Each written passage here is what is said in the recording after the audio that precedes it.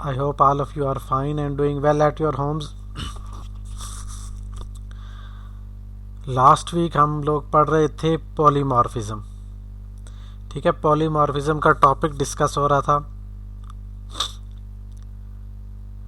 और मैंने आपको बेसिक्स जो हैं पॉलीमॉर्फिज्म की, बेसिक थ्योरेटिकल जो फाउंडेशंस हैं वो हम डिस्कस कर रहे थे पॉलीमॉर्फिज्म की.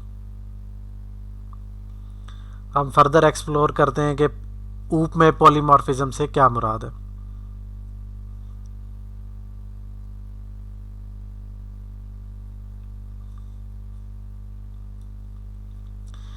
Abstract classes and methods. सबसे पहले एब्स्ट्रैक्ट क्लासेस क्या होता है और मेथड्स क्या होते हैं. Abstract classes for which you never intend to create objects. Abstract classes ऐसी क्लासेस हैं जो हम अपनी इनहेरिटेंस की हायरार्की में जावा के अंदर ऐसी क्लासेस बनाएंगे जिनके हम ऑब्जेक्ट्स क्रिएट नहीं करेंगे. These classes can not be use to instantiate objects. ये जो क्लासेस हम बनाएंगे इनके ऑब्जेक्ट्स नहीं होंगे. एब्स्ट्रैक्ट क्लासेस आर इनकम्प्लीट, और इनकी एक और प्रॉपर्टी ये होगी कि इनकम्प्लीट होंगी. ठीक है, एब्स्ट्रैक्ट क्लासेस ऐसी क्लासेस हैं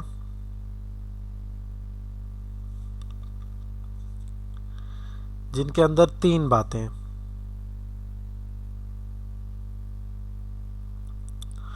एक तो यह है कि आप इनके ऑब्जेक्ट्स नहीं क्रिएट करेंगे.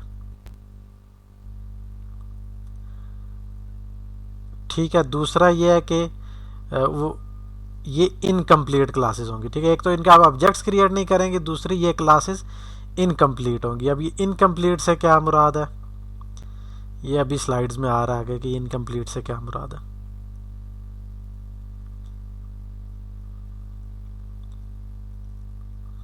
अच्छा, जैसे एब्स्ट्रैक्ट क्लासेस हैं इसी तरह से होंगी concrete classes. Concrete classes from which you can instantiate objects.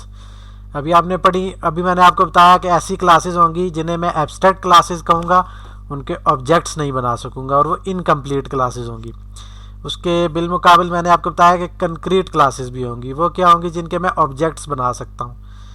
ठीक है, और एब्स्ट्रैक्ट क्लास जो है, abstract classes are only used as super class. Abstract classes सिर्फ सुपर क्लास के तौर पे, पेरेंट क्लास के तौर पे यूज़ हो सकेंगी. ये चाइल्ड क्लास नहीं होगी किसी दूसरी क्लास की.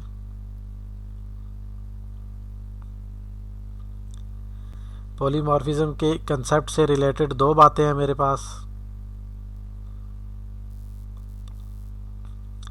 एक है एब्स्ट्रैक्ट क्लास और एक है कंक्रीट क्लास.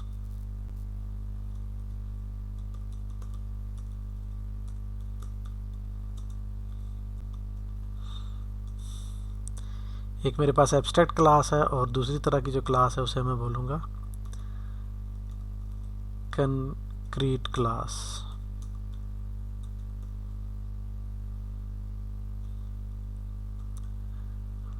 एब्स्ट्रैक्ट क्लासेस में क्या होगा और कंक्रीट क्लासेस में क्या होगा. एब्स्ट्रैक्ट क्लासेस में आप ऑब्जेक्ट्स क्रिएट नहीं कर सकते, इंस्टेंशिएट, इनके ऑब्जेक्ट्स नहीं होंगे. जबकि कंक्रीट क्लासेस के ऑब्जेक्ट्स विल बी क्रिएटेड. एक बेसिक डिफरेंस इन दोनों में ये हो गया. ठीक है, दूसरा एब्स्ट्रैक्ट क्लासेस जो है वो इनकम्प्लीट होंगी. इनकम्प्लीट से क्या मुराद है, लास्ट टाइम आपने इंटरफेस का कंसेप्ट पढ़ा था, उसको अभी हम फर्दर एक्सप्लोर करेंगे तो उससे क्लियर होगा कि ये इनकम्प्लीट क्लासेस से क्या मुराद है. और ये एब्स्ट्रैक्ट क्लास जो है ये ऑलवेज ए सुपर क्लास. ये किसी ना किसी क्लास हो, ये हो सकता है कि ये खुद भी चाइल्ड क्लास हो, लेकिन इसके कोई ना कोई चाइल्ड क्लास ज़रूर होगी. ये जो इसकी कोई ना कोई चाइल्ड क्लास ज़रूर होगी, इसका ऊपर वाले पॉइंट से लिंक है. ऊपर मैंने कहा कि ये क्लासेस इनकम्प्लीट होंगी और साथ में मैंने ये कहा कि इनकी कोई ना कोई चाइल्ड क्लास ज़रूर होगी. तो इसका मतलब है वो जो इनकम्प्लीट रह गई होंगी इनमें बातें, वो चाइल्ड क्लास में पूरी होंगी.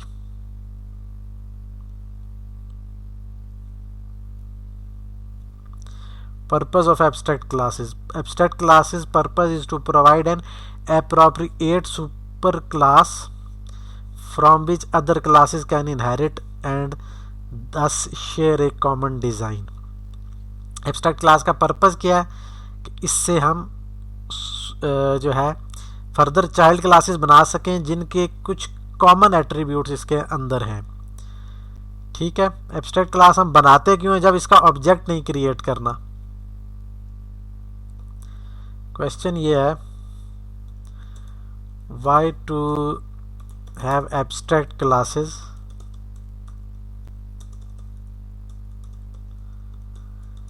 जब कोई ऑब्जेक्ट क्रिएशन ही नहीं है.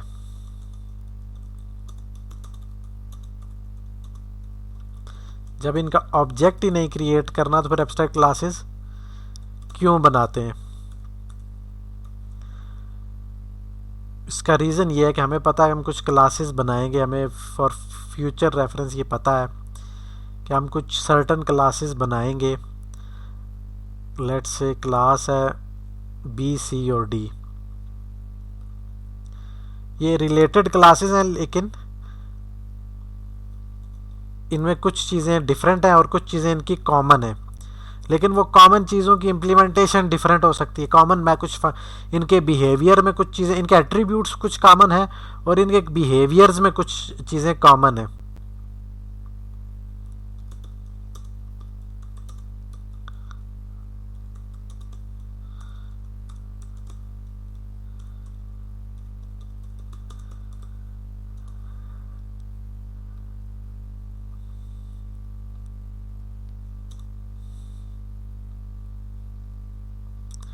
Have some common attributes and behaviours.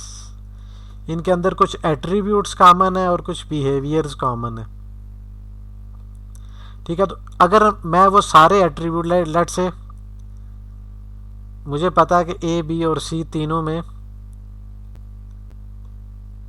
Integer X, Y, integer X, integer Y, integer Z तीन कॉमन एट्रीब्यूट्स हैं. Integer X, integer Y, integer Z. इसमें ये तीनों एट्रीब्यूट्स क्लास बी में मौजूद हैं. इसी तरह इंटीजर एक्स, इंटीजर वाई और इंटीजर जेड ये एट्रीब्यूट्स क्लास सी में भी कॉमन है और यही एट्रीब्यूट्स क्लास डी में भी एग्जिस्ट करते हैं. तीनों क्लासेस में ये एट्रीब्यूट्स कॉमन है.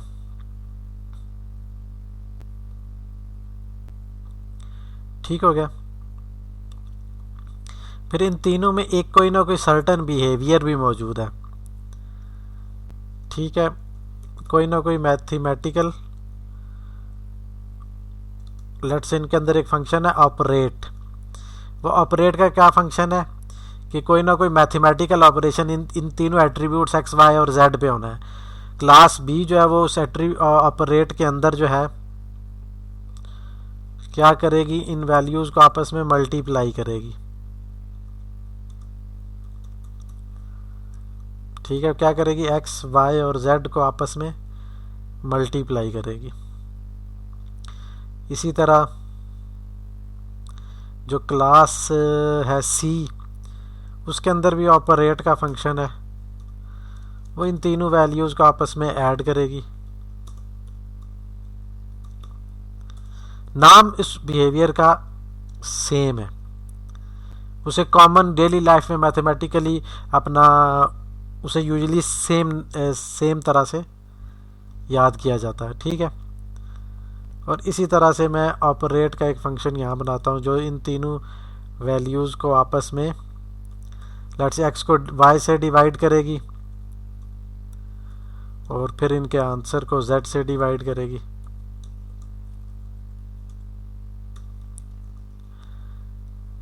ठीक हो गया. तो ये तीनों क्लासेस हैं जिनके अंदर कुछ एट्रीब्यूट्स कॉमन है और इन तीनों के अंदर एक ऑपरेशन भी होता है. अब मैं ये जब इनके लिए कोड लिखूंगा तो क्लास बी के अंदर लिखूंगा एट्रीब्यूट एक्स, वाई, जेड और फिर इस ऑपरेशन की डेफिनेशन लिखूंगा. और क्लास सी के लिए मैं यही काम दोबारा करूंगा, क्लास डी के लिए यही काम दोबारा करूंगा.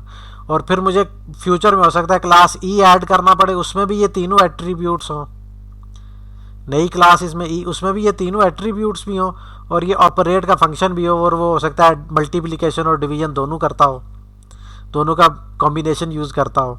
फिर एक और क्लास एफ भी ऐड मुझे बाद में करनी पड़े, उसमें भी यही तीनों एट्रीब्यूट्स हों और उसके अंदर भी यही तीनों एट्रीब्यूट्स हों और उसके अंदर भी ऑपरेट और उसमें एडिशन और सब्ट्रैक्शन दोनों होते हों, कॉम्बिनेशन यूज़ होता हो। तो इस तरह से ये ऐसा सिस्टम है जिसमें कुछ क्लासेस एग्जिस्ट करती हैं जिनके एट्रीब्यूट्स कॉमन है और उनका एक मेथड भी एक ही नाम से मौजूद है और मेथड की इम्प्लीमेंटेशन डिफरेंट है, और फिर ये फर्दर एक्सटेंड भी मुझे इसे करना पड़ेगा। तो बजाय इसके कि मैंने ये जो डायग्राम आपको शो किया ऐसे करने के, मैं एक और काम क्यों ना कर लूँ।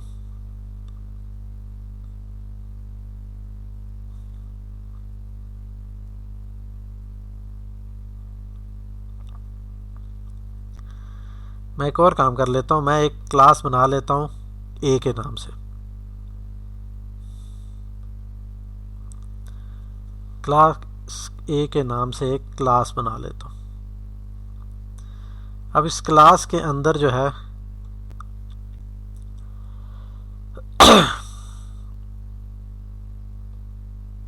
तीन एट्रीब्यूट्स बना लेता हूँ, एक्स, वाई और जेड।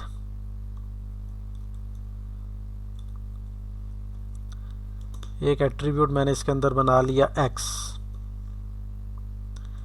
एक एट्रीब्यूट मैंने इसके अंदर बना लिया वाई, एक एट्रीब्यूट मैंने इसके अंदर बना लिया जेड, और एक इसके अंदर मैं मेथड डिफाइन कर देता हूं ऑपरेट के नाम से।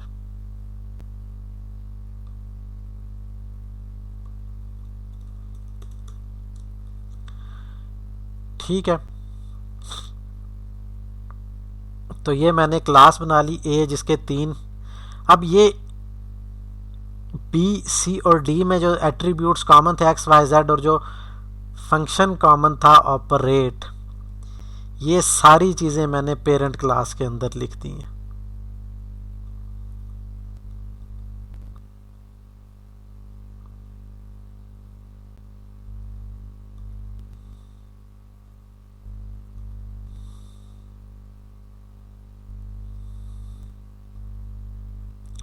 ठीक है, ये जो ऑपरेट की क्लास है इसके अंदर मैंने ये चीज़ें लिख दी हैं।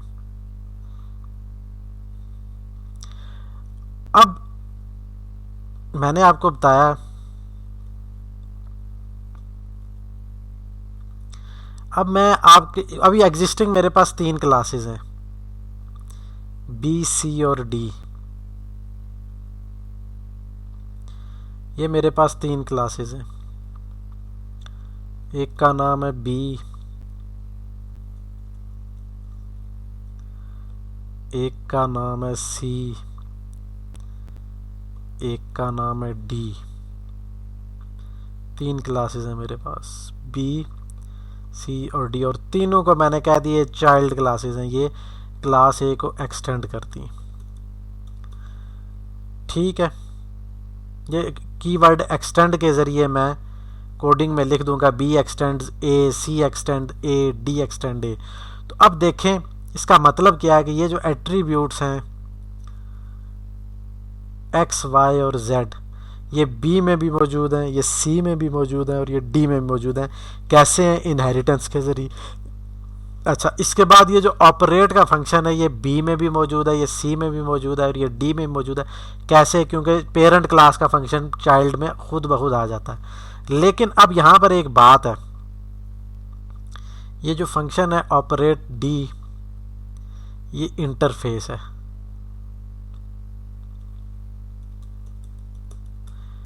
इंटरफेस से क्या मुराद है कि इसकी इम्प्लीमेंटेशन क्लास ए के अंदर नहीं दी जा सकती।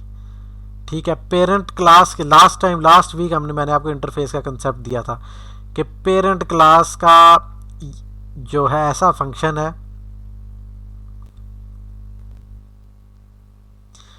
पेरेंट क्लास का ऐसा फंक्शन जो कि चाइल्ड में जाके इम्प्लीमेंट होगा। पेरेंट के अंदर वो सिर्फ एक हमें बता रहा है कि ये फंक्शन एग्जिस्ट करता है, इससे ज़्यादा हमें कुछ पता नहीं। चाइल्ड के अंदर बी के अंदर जाके मैं बताऊंगा कि ऑपरेट का फंक्शन ऑपरेट का फंक्शन क्या करता है। तो बी के अंदर ऑपरेट का फंक्शन क्या कर रहा है? ये मल्टीप्लाई कर रहा है।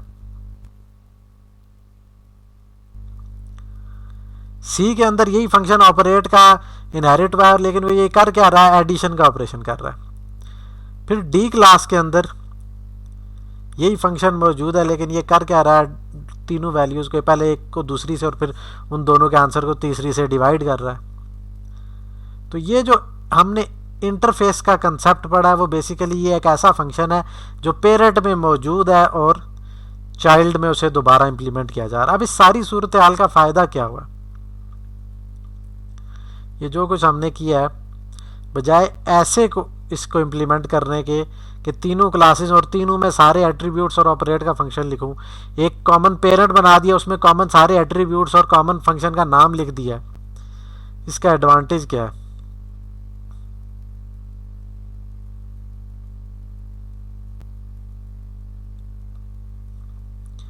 इस सारी प्रैक्टिस का एडवांटेज क्या है? इसका सबसे बड़ा एडवांटेज, इसका सबसे बड़ा एडवांटेज तो यह है कि कोड रीयूजेबिलिटी आ रही है। और ये हमने बिल्कुल पहले लेक्चर में कहा था कि इनहेरिटेंस, ये जो हम पढ़ रहे हैं ऊप, इसमें कोड रीयूज बड़ा ज़्यादा होगा। इसका फ़ायदा ही है कि कोड रीयूज होता है। तो वो देख लें,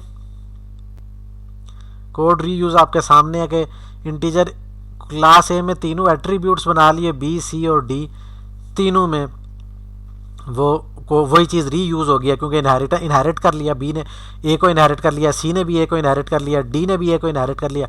तो वही कोड आपने दोबारा बी में नहीं लिखा, सी में नहीं लिखा, डी में नहीं लिखा।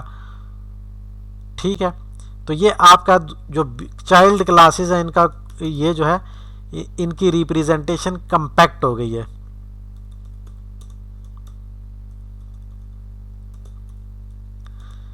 Child class representation compact and simple हो गई है। ठीक है, वो कैसे?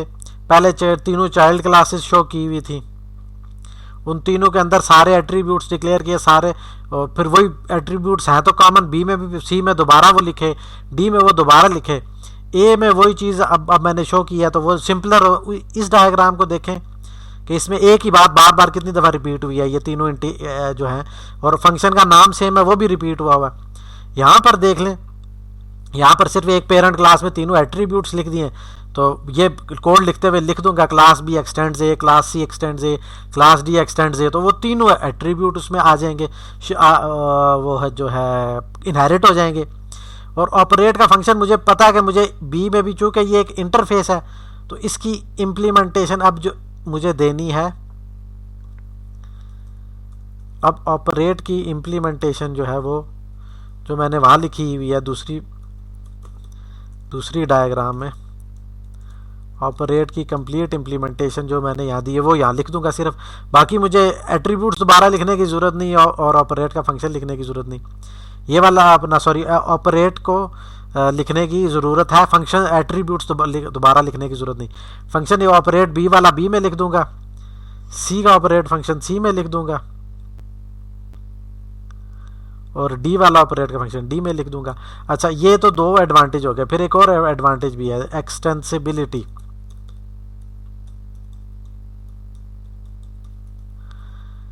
ये एक्सटेंसिबिलिटी कैसे है? अभी तो मैंने बनाई थी 3 क्लासेस, फिर मुझे 7 क्लासेस और भी ऐड करनी है। तो अगर इस केस में मैं 7 क्लासेस और ऐड करूंगा तो क्या करूंगा, बी सी डी के आगे ई बना दूंगा, एफ जी एच आई जे के एल एम एन, जहाँ तक क्लासेस जा रही हैं वो, और उन सब में भी attributes X Y Z common है, और उन सब के अंदर फंक्शन ऑपरेट भी मौजूद है। तो मुझे अब ये डायग्राम आप इमेजिन कर लें कि मैं इसके आगे ई एफ जी एच आगे क्लासेस और ऐड कर रहा हूँ, तो ये डायग्राम फर्दर कॉम्प्लिकेट हो जाएगी। फिर उसी डायग्राम के कॉरस्पॉन्डिंग मैंने फाइलें लिखनी है, तो क्लास ई के लिए दोबारा फाइल बनाऊंगा, एफ के लिए दोबारा फाइल बनाऊंगा, एच के लिए दोबारा फाइल बनाऊंगा, एच आई के लिए दोबारा, और यही जो उसमें एट्रीब्यूट्स यही है, फंक्शन का नाम भी यही है, सिर्फ फंक्शन के अंदर की इंप्लीमेंटेशन चेंज करनी है। इतनी सी चीज़ चेंज करनी है, सारी फाइलें नई सिरे से बनानी पड़ेंगी, सारा कोड उनमें लिखना पड़ेगा। यहाँ पर क्या करना है, एक नई क्लास ऐड करनी है, 10 नई क्लासें ऐड करनी है, सिर्फ उस क्लास का नाम लिखो, उसकी फाइल के अंदर भी उस पास आपने उसका नाम लिखना है। दूसरा आपने ये करना है कि उसको बता देना है कि ये लिखते हुए एक्सटेंड ई एक्सटेंड ए लिख देना है। एट्रीब्यूट्स तीनों आ गए, ऑपरेट का फंक्शन आपको पता है कि मैंने इसको ये इसी सिनेरियो में एक चाइल्ड क्लास है तो ऑपरेट का फंक्शन यहाँ पर मौजूद है, उस ऑपरेट के फंक्शन में बस बता दें आपने करना क्या है। उस ऑपरेट के फंक्शन में ये करना है कि x को y में ऐड करके z से माइनस कर दें, तो ये कोड एक्सटेंड हो गया। फिर इसमें f क्लास में भी ऐसे ही करें, g क्लास में भी। तो ऐसे सिनेरियो में जहाँ एक बहुत सारी क्लासेस मौजूद हैं जिनके अंदर कुछ एट्रीब्यूट्स कॉमन है, ठीक है, तो ये पॉलीमॉर्फिज्म कहाँ यूजफुल हुआ, ये सारी बातें कहाँ यूजफुल हुई।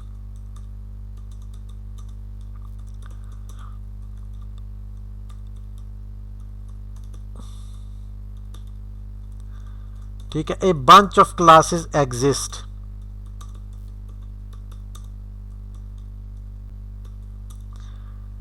which have certain common behaviors, certain common attributes। ठीक है, उनके अंदर कुछ कॉमन एट्रीब्यूट्स हैं, 1 2 3 4 5। ठीक है, एक सर्टन ग्रुप ऑफ क्लासेस मौजूद है। जैसे हमने लास्ट टाइम एनिमल की क्लास पढ़ी थी, उसमें फिश, फ्रॉग और बर्ड थे। उन सब का कोई ना कोई जो है स्किन कलर है, उनके कोई ना कोई हैबिटेट है, उनकी कोई ना कोई एवरेज एक्सपेक्टेड एज है, ये एट्रीब्यूट सब में है। और उन वो सब मूवमेंट शो करते हैं, लेकिन मूवमेंट शो सारे करते हैं, लेकिन मूवमेंट होती डिफरेंट तरीके से इम्प्लीमेंट है। तो यहाँ भी क्या है कि सर्टन कॉमन एट्रीब्यूट्स हैं, बंच ऑफ क्लासेस आपके पास ऐसी मौजूद हैं, और उनके अंदर सिमिलर मेथड मौजूद है विद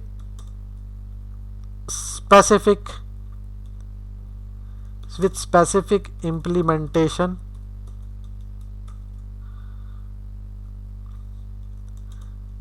फॉर ईच क्लास। ठीक है, और उनके अंदर एक सिमिलर मेथड मौजूद है, उसका नाम भी सेम है, लेकिन उसके अंदर हर क्लास के अंदर स्पेसिफिक इम्प्लीमेंटेशन होगी। हर क्लास के अंदर स्पेसिफिक इम्प्लीमेंटेशन होगी उस मेथड की। ठीक है, वो उसके लिए आप लास्ट वीक एनिमल वाली क्लास देख लें, उनके अंदर कॉमन एट्रीब्यूट्स थे और मूव का फंक्शन सब में मौजूद था, लेकिन इम्प्लीमेंटेशन जो है वो हर क्लास टू क्लास डिफरेंस थी। तो आपने क्या किया था, एक कॉमन एनिमल की क्लास बना ली थी, फिर बर्ड, फिश और फ्रॉग की क्लास, सब क्लासेस बना ली थी, और हर एक के अंदर मूव की डिफरेंट इम्प्लीमेंटेशन बता दी थी। वही बात मैंने यहाँ जेनेरिक एग्जांपल दे दी है कि क्लास का नाम है ए, उसकी तीनों चाइल्ड क्लासेस हैं बी, सी और डी, और तीनों के अंदर एट्रीब्यूट्स एक्स, वाई, जेड मौजूद हैं। ऑपरेट का फंक्शन भी मौजूद है, लेकिन हर एक का ऑपरेट जो है वो दूसरे से डिफरेंट है। ये ऑपरेट का जो फंक्शन है ये यहाँ पर पॉलीमॉर्फिज्म शो कर रहा है।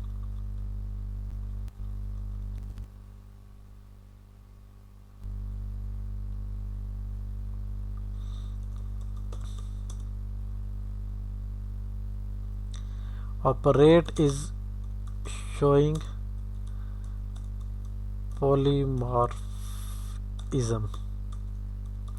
यहाँ पर ऑपरेट का जो फंक्शन है ये पॉलीमॉर्फिज्म शो कर रहा है, डिफरेंट शेप। अब क्लास बी में इसकी डिफरेंट शेप है, क्लास सी में इसकी डिफरेंट शेप है। यहाँ पर देखें, क्लास बी में ये डिफरेंट शेप है, क्लास सी में ये डिफरेंट शेप है, और क्लास डी में ये डिफरेंट शेप है। तो हर क्लास में ये ऑपरेट का फंक्शन डिफरेंट शेप में, डिफरेंट इम्प्लीमेंटेशन में शो हो रहा है। तो ये ऊप के अंदर पॉलीमॉर्फिज्म है। अच्छा, इसमें कुछ बातें एक्सप्लेन हो गई हैं जो पीछे हमने नहीं की थी। मैंने आपसे कहा था कि एब्स्ट्रैक्ट क्लासेस के ऑब्जेक्ट नहीं बनाएंगे, तो ऑब्जेक्ट क्यों नहीं बनाएंगे, उसका आंसर इधर है। ये जो ए क्लास है,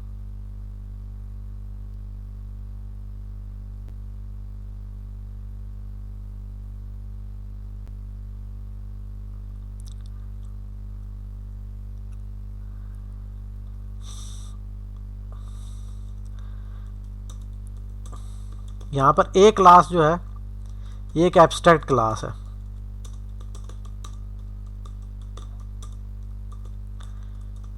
और इसमें दो बातें हैं, इसके कोई ऑब्जेक्ट्स नहीं बनेंगे।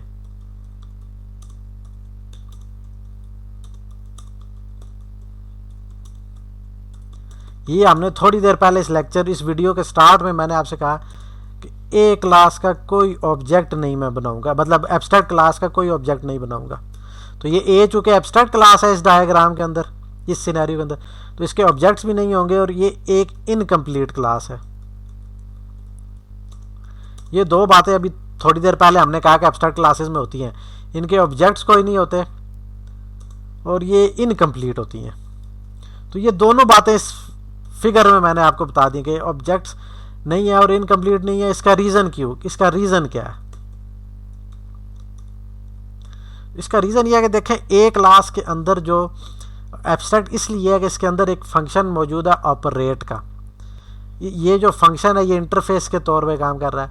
मुझे नहीं पता कि ए क्लास के अंदर ऑपरेट का फंक्शन कैसे आउटपुट देगा, करेगा क्या, क्योंकि जब तक वो मैं बताऊंगा नहीं कि ये सब क्लास बी से बिलोंग करता है तब तक मैं ये कह नहीं सकता कि इसने मल्टीप्लिकेशन करनी है। जब तक मैं ये कह ना दूं कि ये क्लास सी से बिलोंग करता है तब तक मैं ये नहीं कर सकता कि मैं बताऊं कि ऑपरेट जो है वो एडिशन का ऑपरेशन करता है, और इसी तरह क्लास डी और इसी तरह क्लास ई के लिए। तो चूंकि मुझे पता ही नहीं कि ए क्लास के अंदर ऑपरेट ने करना क्या, बनाई क्यों थी, बनाई इसलिए थी कि ये बी सी डी ई वगैरह जितनी भी हैं इन सब के कॉमन एट्रीब्यूट्स और एक ही नाम का फंक्शन, एक ही जैसा कोई फंक्शन इसमें जो है वो एक जगह पर ले आऊँ, बार बार लिखना ना पड़े, बार बार डिक्लेयर ना करना पड़े, बार बार ये डिफाइन ना करना पड़े कि इसके अंदर ये मेथड रखना है, ये एट्रीब्यूट्स रखने हैं, वो चीज़ रीयूज हो जाए, एक कॉमन ग्राउंड मुझे मिल जाए, एक कॉमन डिज़ाइन मुझे मिल जाए जिसे बार बार मैं चाइल्ड क्लासेस में यूज़ करूँ, नई चाइल्ड क्लास बनाऊँ इसी सिनेरियो के अंदर तो उसमें भी ये यूज़ कर सकूँ। ठीक है, तो इसलिए इस क्लास को मैंने एब्स्ट्रैक्ट क्लास बनाया। इसके ऑब्जेक्ट नहीं बनाऊंगा और ये इनकम्प्लीट होगी। ऑब्जेक्ट इसलिए नहीं बनाऊंगा कि इसके अंदर ऑपरेट का फंक्शन मौजूद है जिसकी इंप्लीमेंटेशन इसके अंदर नहीं हो सकती, वो किसी ना किसी चाइल्ड में होनी है। और ये इनकम्प्लीट इसलिए है कि ये ऑपरेट का फंक्शन जो है ये यहाँ पर मैं चूँकि इसकी डेफिनेशन लिखी नहीं हुई इसलिए ये क्लास इनकम्प्लीट है। बिल्कुल इसकी सिंपल एग्जांपल हुआ जो लास्ट वीक मैंने आपको बताई थी कि एनिमल की क्लास है, एनिमल की क्लास की चाइल्ड है फिश, फ्रॉग और बर्ड। तो एनिमल के अंदर मूव का फंक्शन नहीं डिक्लेयर हो सकता, इसलिए एनिमल की क्लास के कोई ऑब्जेक्ट्स नहीं होंगे। क्योंकि एनिमल के अंदर मूव का फंक्शन डिफाइन भी नहीं होगा, डिफाइन वो किसी चाइल्ड में होगा, एनिमल के अंदर वो सिर्फ डिक्लेयर होगा, तो इसलिए एनिमल की क्लास इनकम्प्लीट है और इसीलिए जो है हम उसके ऑब्जेक्ट्स नहीं बनाते। ठीक हो गया। तो अब आपने जब भी ये वीडियो देखनी है, ये वीक 15 की पहली वीडियो है, ये देखने से पहले वीक 14 की वीडियोस लाजमी देखें। अगर आप वीक 14 की वीडियोस देखे बगैर इधर आएंगे तो फिर जो है ये आपको ये समझ नहीं आएंगी बातें। वो वीक 14 देखा हुआ होगा तो ये वीक 15 की वीडियो बहुत सिंपल लगेगी। ठीक है जी, तो मैंने अब आपको बता दिया कि एब्स्ट्रैक्ट क्लास होती क्या है और ये पर्पज़ क्या। अब इसकी एक और एग्जांपल है जो आपकी बुक में डिस्कस हुई है चैप्टर 9 के अंदर। ये चैप्टर 9 के अंदर हम पहले ये देख चुके हैं, ये अब पॉलीमॉर्फिज्म 10th चैप्टर है। अच्छा, इसके अंदर एक क्लास है शेप।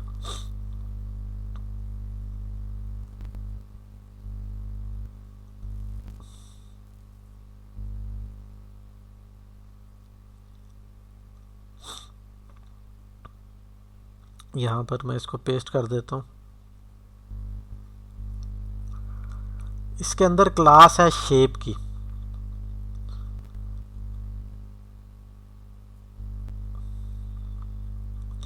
और शेप की क्लास ये पेरेंट है इस पूरी हायरार्की में, ये टॉप लेवल में मौजूद है, ये बाकी सारी क्लासेस की पेरेंट क्लास है। इसके नीचे एक क्लास है 2 डायमेंशनल शेप और एक 3 डायमेंशनल शेप है। ठीक है, तो शेप की जो दो चाइल्ड क्लासेस हैं, एक 2 डायमेंशनल शेप और एक 3 डायमेंशनल शेप। फिर इसके बाद इसके अंदर क्लास है सर्कल की, जो कि 2 डायमेंशनल की 3 चाइल्ड क्लासेस हैं, सर्कल की, स्क्वायर की और ट्राइंगल की। इसी तरह 3 डायमेंशनल शेप में स्फेयर, क्यूब और टेट्राहेड्रन, ये 3 चाइल्ड क्लासेस हैं। तो ये एक हायरार्की है जो पॉलीमॉर्फिज्म के कंसेप्ट को हमने एक्सप्लेन करने के लिए एब्स्ट्रैक्ट क्लास के, कंक्रीट क्लास के, इंटरफेस के, एब्स्ट्रैक्ट मेथड क्या होता है, इन सारी बातों को एक्सप्लेन करने के लिए मैंने बनाई है।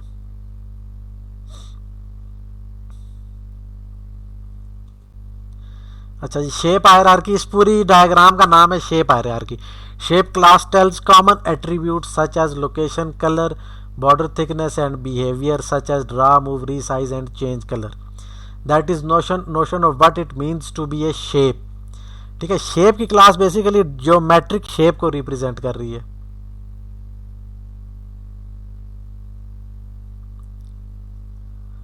शेप की क्लास क्या है?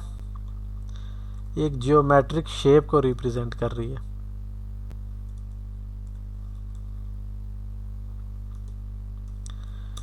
शेप क्लास क्या करेगी?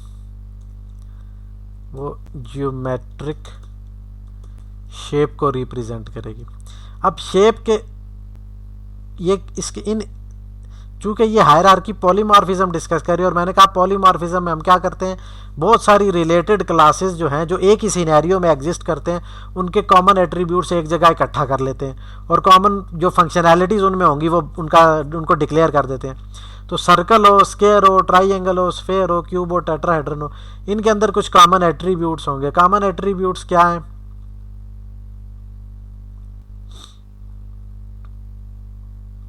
कॉमन एट्रीब्यूट्स है location, colour and border thickness, ये इनके कॉमन एट्रीब्यूट्स होंगे।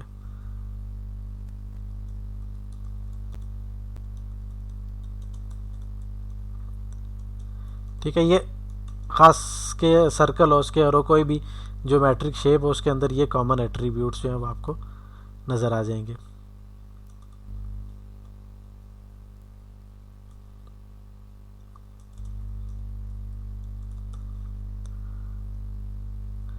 और इसके अंदर फिर कुछ कॉमन जो है वो भी हो जाएंगे बिहेवियर्स।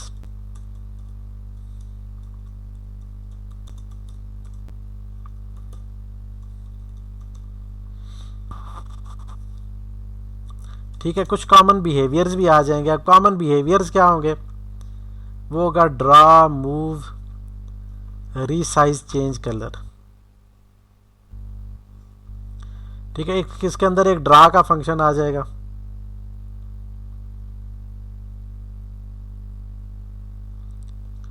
कोई भी शेप होगी दुनिया में, सर्कल हो, स्क्वायर हो, वो ड्रा करने का कोई मेथड है। सर्कल है तो उसका आपको रेडियस चाहिए, वो एक पॉइंट पे रख के उसे एक जो है उस रेडियस की मदद से सर्कल बनाएंगे। स्क्वायर है तो आपको दो इक्वल लेंथ की आपको एक लेंथ चाहिए एक साइड की, और उसी साइड की चार जो है वो आप बना लेंगे। तो ये इसका ड्रा का डिफरेंट तरीका है हर शेप का।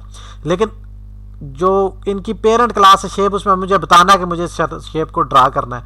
मूव जो है सर्कल जो है वो 2D कोऑर्डिनेट पे उसका अगर सेंटर जो है एक एक्स वाई कोऑर्डिनेट पे अभी प्रेजेंट टाइप पे मौजूद है, तो कुछ देर बाद वो किसी दूसरे एक्स वाई कोऑर्डिनेट पे उसका जो है सेंटर मूव कर जा सकता हूँ। कोई स्क्वायर है तो वो एक्स वाई कोऑर्डिनेट पे अभी x1 और y1 पे अगर मौजूद है तो उसका कोई एक एंगल लेट से उसका base angle, right mode base angle जो है वो मैं कह रहा हूँ कि इस वक्त 5 हॉरिजेंटल और 10 वर्टिकल पॉइंट में मौजूद है। तो अगर मैं उसे मूव कराना चाह रहा हूँ कि उसका हॉरिजेंटल जो है 50 हो जाए और वर्टिकल जो उसका वर्टिकल एंगल है, वर्टिकल स्टार्टिंग पॉइंट उसका जो एक बेस राइट बेस वाला स्टार्टिंग पॉइंट है वो 50 हॉरिजेंटल और 30 वर्टिकल पे चला जाए, एक्स वाई कोऑर्डिनेट्स पे चला जाए, तो ये मूव कहलाएगा। इसी तरह कोई भी शेप हो, सर्कल हो, स्क्वायर हो, टेट्राहेड्रन हो, क्यूब हो, इन सब को मैं रीसाइज भी करना चाहूँगा, कर सकता हूँ। ठीक है, अगर सर्कल अभी रेडियस जो है वो सर्कल का रेडियस जो है वो अगर इस वक्त है 5, तो मैं इसको चेंज करके मैं चेंज करके 7 कर दूं। इसी तरह जो स्क्वायर है उसकी जो एक साइड है लेंथ, उसकी लेंथ जो एक साइड की वो 10 से चेंज करके 17 कर दूं। तो इस तरीके से मैं सर्कल को रीसाइज करूंगा। इसी तरह बाकी अगर आप देखें यहाँ पर इस हायरार्की में डायग्राम्स देखें, ट्राइंगल जो उसके तीनों साइड्स की जो लेंथ है वो मुझे चेंज करनी पड़ेगी, और कॉरेस्पॉन्डिंग अगर एक साइड की लेंथ कम कर रही है तो बाकी साइड की किस तरह से होगी। यही चीज़ फिर स्फेयर की क्लास में भी है, क्यूब की साइड में भी है, और जो है टेट्राहेड्रन जो उसमें भी ये होगा। ठीक है, लेकिन अब वहाँ पर मुझे 3 डायमेंशन के हिसाब से उसको देख के सोचना होगा कि 3 डायमेंशन में जो है क्यूब जो है उसकी एक उसका अगर मैं उसके एक फेस की लेंथ और हाइट चेंज करूँगा तो उसके हिसाब से वॉल्यूम कैसे चेंज होगा, ये मुझे चीज़ें जहन में रखनी है। स्फेयर है तो स्फेयर जो है वो उसका अगर जो है सर उसके जो सेंटर पॉइंट है उसकी अगर जो लेंथ है वो कम होगी तो उसका ओवरऑल जो सरफेस एरिया है वो भी कम हो जाएगा। इस चीज़ को जहन में रखना होगा।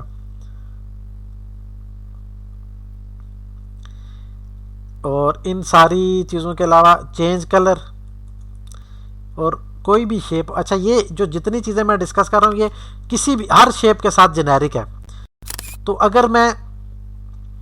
अगर मैं ये इस तरह से हायरार्की ना बनाता तो मुझे हर सर्कल की क्लास के लिए, स्क्वायर की क्लास के लिए, ट्राइंगल की क्लास के लिए, स्फेयर, क्यूब, टेट्रा, इन सब क्लासेस के लिए सारे एट्रीब्यूट्स बनाने पड़ेंगे अलग से।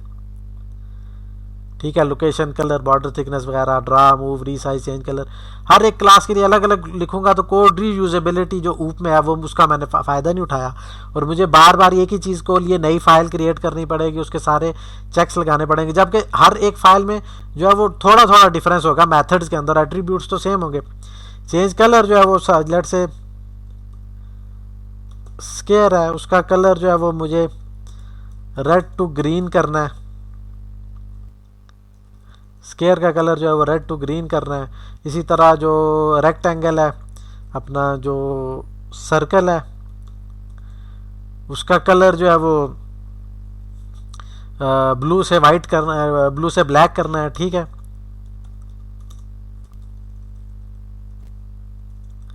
तो ये एक टास्क होगा। इसी तरह बॉर्डर थिकनेस का चेंज, बॉर्डर थिकनेस का एक फंक्शन मैं बना सकता हूँ।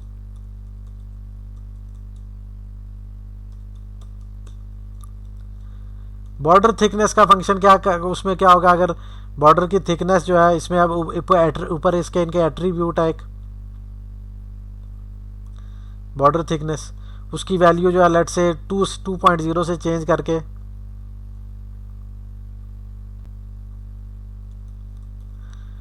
बॉर्डर थिकनेस जो है इसकी वैल्यू जो है वो 2.0 से चेंज करके मैं 1.5 कर देता हूँ। तो ये मुझे बॉर्डर थिकनेस के फंक्शन के अंदर ये करना पड़ेगा। तो बताने का मकसद ये है कि ये जितने एट्रीब्यूट्स हैं